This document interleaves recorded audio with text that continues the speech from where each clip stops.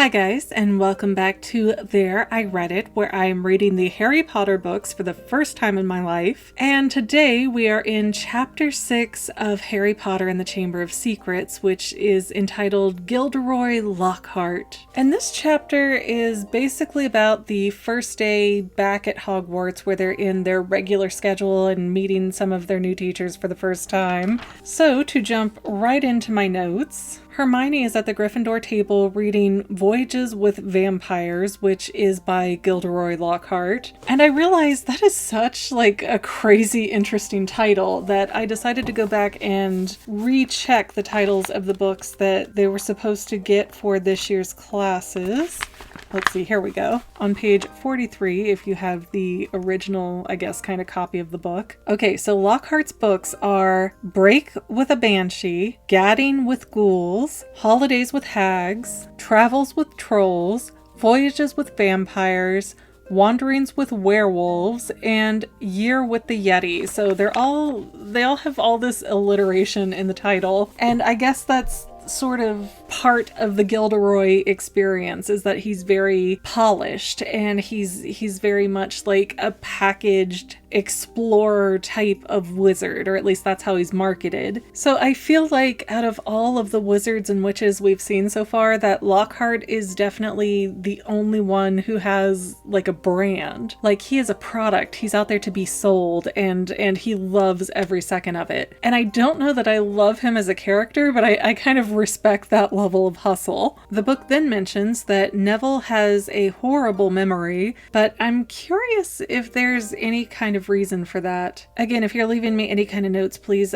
try to be very careful about not leaving spoilers, because again, I've never read this and I'm trying to sort of experience it like a normal person while also sharing the journey along the way. So I'm trying to stay spoiler free. So anything past chapter 6 of book 2, don't tell me yet. Then it is mail time, where all the owls come rushing in, and Errol shows up, which is Ron's owl, and he collapses, which again, and I mentioned this over the last chapter, since Errol is still the Weasleys' very much functional working owl, or at least quote unquote functional, I mean he's barely getting there and back, but then why did the Weasleys keep turning around when they were headed for the train to go home and get, well, Fred forgot this, George forgot this, Ginny forgot this?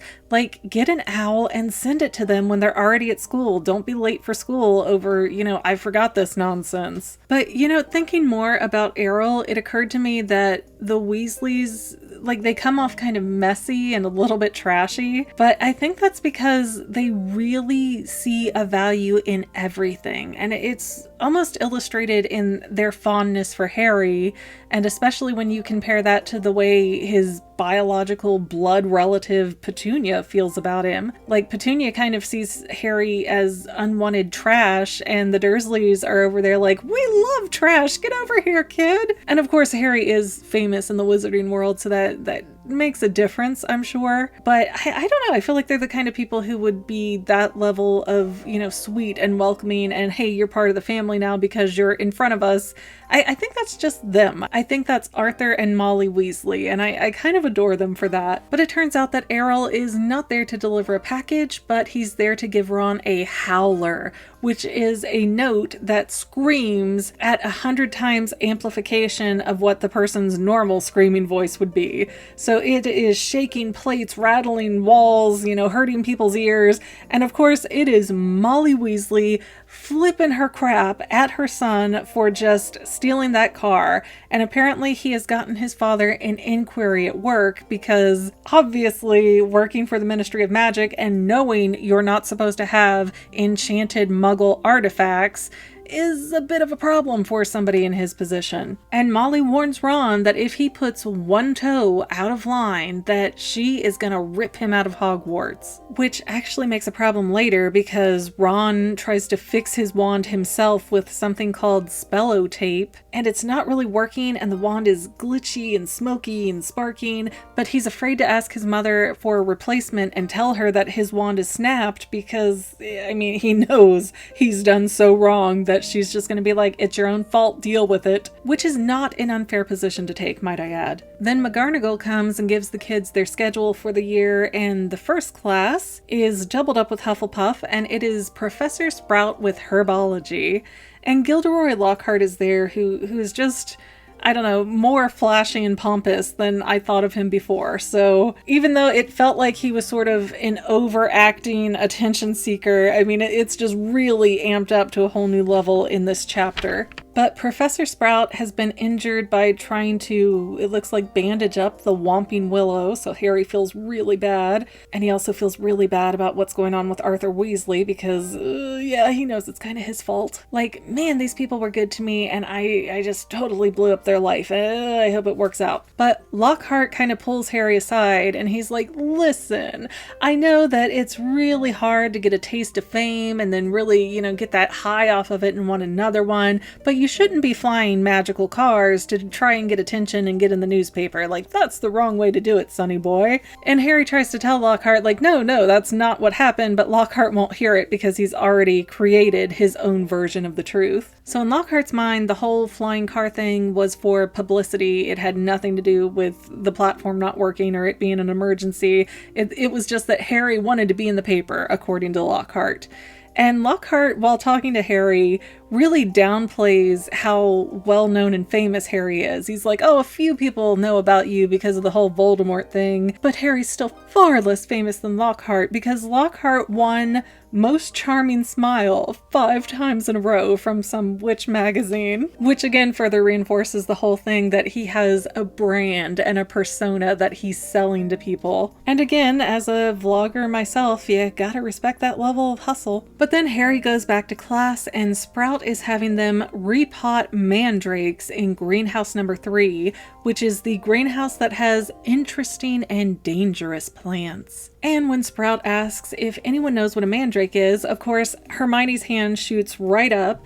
She tells us that mandrakes are restorative, especially for transfigured or cursed people. But then Hermione also knew that a mandrake's cries could be fatal, which was 10 more points for Gryffindor. So with the screaming issue being fatal, or at least for the small plants like they were working with, it would knock you out for the day. They had to wear these earmuffs, which are apparently the best earmuffs ever because they completely shut off all sound when every other pair I've had are just really chintzy, not blocking out any kind of noise here. It's disappointing to be a muggle. There's also another plant mentioned called a venomous tentacula, which is teething, and I feel like that might pop up again later. It seemed like a strange little thing to just throw out there for no reason. And then the kids break down to groups of 4, and they're trying to repot the mandrakes. So they're taking them out of a smaller pot and putting them into a larger one so they can keep growing. And it's when they get jerked out of their pot that there's this little baby under the roots that's just screaming its head off. I guess it just likes being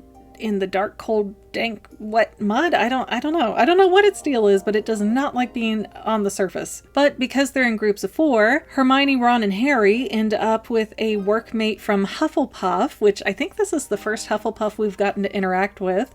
His name is Justin Finch Fletchley, and Justin was supposed to go to a school called Eton, which is a non-magical school from how he's described it. I'm not sure if England would have a whole other version of Hogwarts. Like, is there, like, I don't know, a Hog Saddle? I don't know, Hog Saddle where they can also go to school. I know in general there are other magical schools in different countries, but I don't know if England has any others than Hogwarts. But after that class is over, it is sort of hinted at that Hermione has a little crush going on with Lockhart. She's got little hearts written around all of his lessons. So much like all the middle-aged women, such as Molly Weasley, Hermione seems to have a little thing for Lockhart too. Which, I mean, that's part of his brand. That's part of what he's selling, is this sort of sexy, mystique, dangerous, bad boy James Bond type of the wizarding world. So I can see it. I can see where everybody, he's like an old Leonardo DiCaprio or something like that. Like everybody just loves him back in his day. But do people still like Leonardo DiCaprio? Is that, I know that's got to be a hugely dated reference, but do people still like him at all? He was like the #1 heartthrob when I was a little middle schooler. So, yeah, he's really the only one I know about or remember. Couldn't tell you who's popular now, so I'm an old lady. And then a little first-year kid named Colin Creevy kind of wanders in with Harry, Ron, and Hermione, and he wants a picture with Harry to send back to his dad, who I took from the context that Colin Creevy is from a Muggle family because he said his dad is just a milkman, and that he didn't know what he was doing was actually magic. So I think he's like Hermione, and this is a whole new world for him. And he said something like, oh, my classmates were telling me if I use a special chemical on the film, it'll make the pictures move. So apparently, like, the pictures are somewhat enchanted, or whatever you would call that type of potion,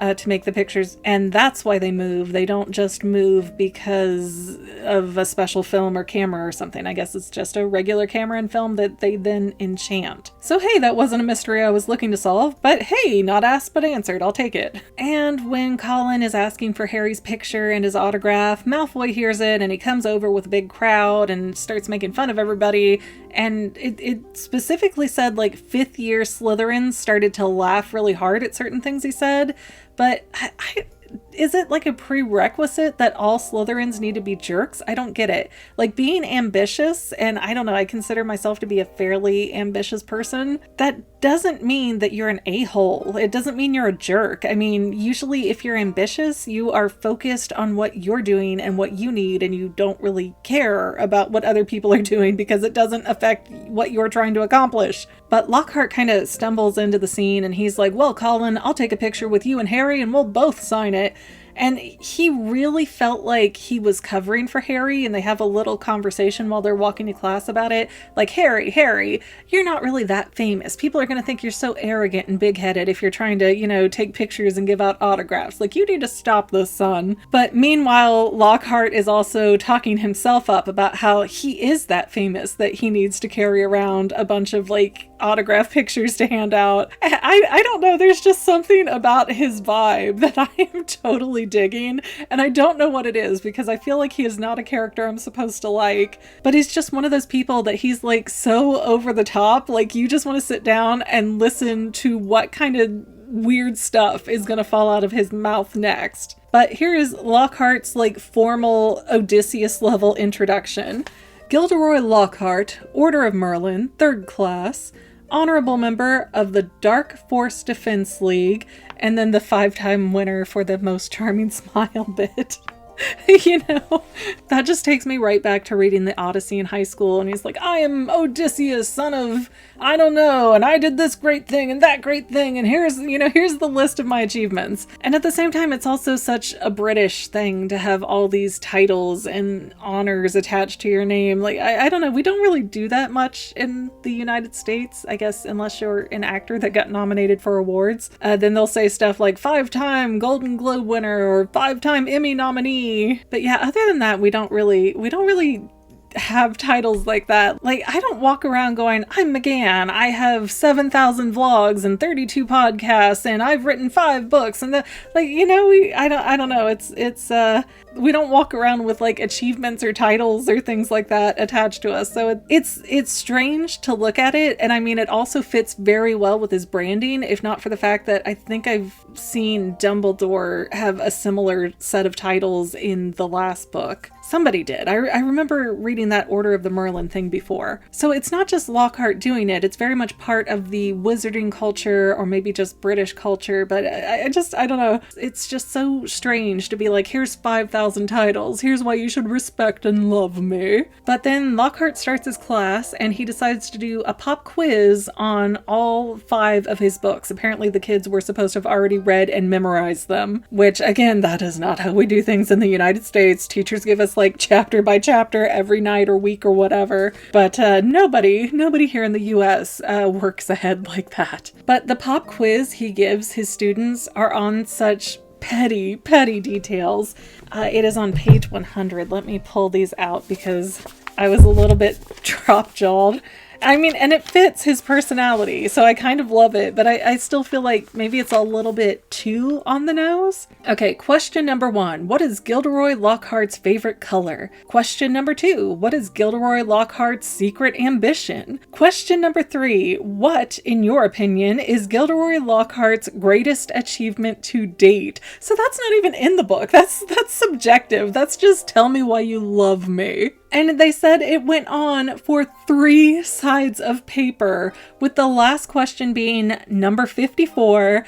When is Gilderoy Lockhart's birthday, and what would be his ideal gift? And he is so disappointed in that none of the students really have all of the answers. And he complains, going like, oh, well, in A Year with the Yeti, I said my favorite color is lilac. And in Wandering with Werewolves, I stated in chapter 12 that my ideal birthday gift would be harmony between all magical and non-magical people, though I wouldn't say no to a large bottle of Ogden's Old Fire Whiskey. Like, is he asking his students to buy him alcohol? His minor underage 12-year-old students to go out and give him alcohol as a gift? Is the UK totally different? Do they let minors buy alcohol there?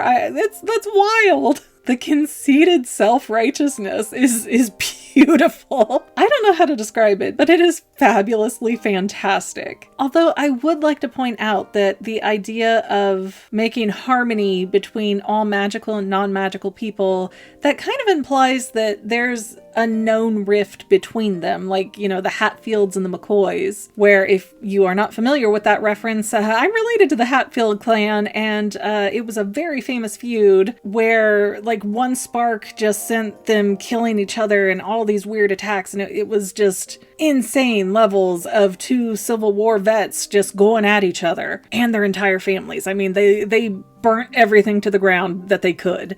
But yeah, this idea that, you know, having that kind of relationship between magical and non-magical folk, it doesn't really work when the non-magical folk don't know you exist. I mean, I don't know, the only analogy I can really think of is, what if humans said, oh, we just want peace with the fish? Like, fish have 10-second memories and they have no idea what's going on up here. What happens on dry land is so far outside of what they could comprehend as fish. So I don't know, it's a weird way to say that. I wish there were peace among magic and non-magical folk, but I mean, the magical folk would have to speak up and let people know that they exist. You know, let the muggles know, like, we're here, this is what we do, wrap your head around it, and then let's talk. But they don't want to do that. So I don't know. It's such a weird, like, PC, I'm going out to be Miss America kind of answer. But of course, our Miss Hermione, who is never one to fail a test, aced the whole thing, which got her another 10 points for Gryffindor. And if you are not keeping track, that means that Hermione, in one day, all by herself, has gained 30 points for her house. How do we not celebrate her more? The book acts like she's barely tolerable because she's such a know-it-all, but she has got some great strengths. And then the chapter ends with Lockhart deciding to release Cornish pixies who go and destroy everything all over the room. They pick up Neville by the ears and get him stuck up on the ceiling chandelier. And then everybody runs out of the classroom and Lockhart runs up and locks the door to leave in Harry, Ron, and Hermione to clean up the mess. Which they can, because Hermione knows how to freeze the fairies with some kind of charm spell, so she's competent. So it's not that the trio can't do it, but it's just kind of a dick move to be the adult in charge that let those pixies go and then peace out. But Ron starts saying that he thinks Lockhart is a fraud and he hasn't really done all those things, he's just saying it for attention, because he seemed to have no idea what he was doing or how to control these Cornish pixies. So those are my notes. I think this was a pretty fun chapter to go over. It wasn't super long. Definitely wasn't feeling the length like I did with the Burrows and some of the others. The next chapter is called Mudbloods and Murmurs, so I'm interested.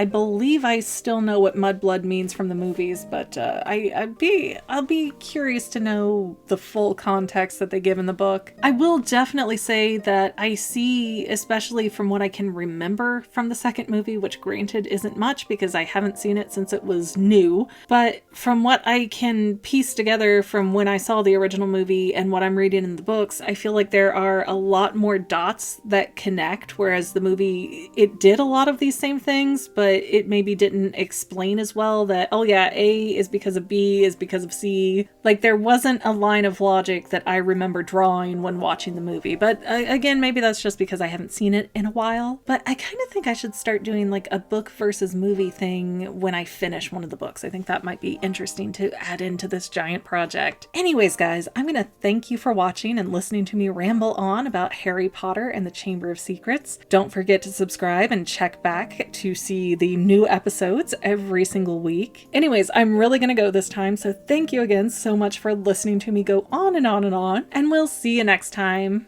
Bye!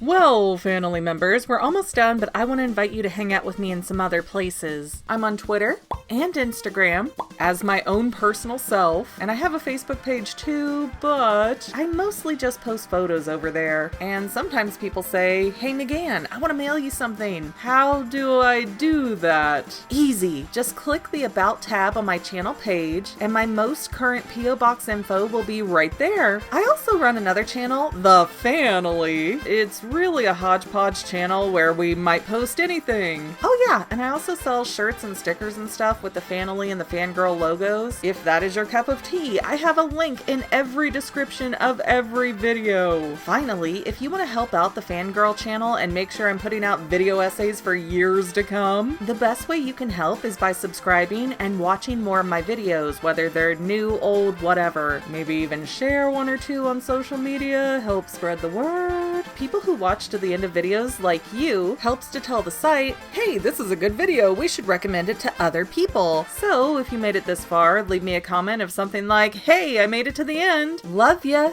See you next time, Fanily members. Bye.